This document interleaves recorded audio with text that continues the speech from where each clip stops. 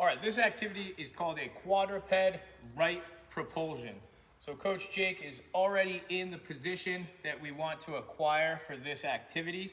We're gonna start down at his right foot. His right foot is pressed into the wall. He's got all 4 points of contact, first met head, fifth met head, and both sides of his heel.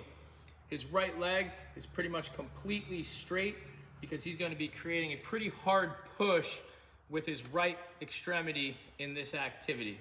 As we move up to his hips, he's gonna have his left knee in a very early representation, so above 100 degrees of knee flexion. He's gonna dig his toes in on this left foot right here. As we move up to his thorax, he's looking for a relatively flat thorax, not in too much flexion, not in too much extension.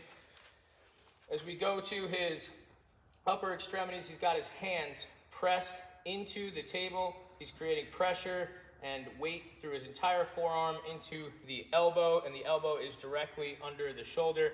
His head is in a good position here where he's not tucking the chin, and he's also not excessively lifting it. As far as execution goes, what we're trying to do here is create a push from right to left. So from our ground-based activity standpoint, this is going to be one of our bigger movements in terms of actually making a turn from right to left. So if you were able to see above Jake in this case, his right hip is going to be slightly lower than his left because he's creating that turn into the left side.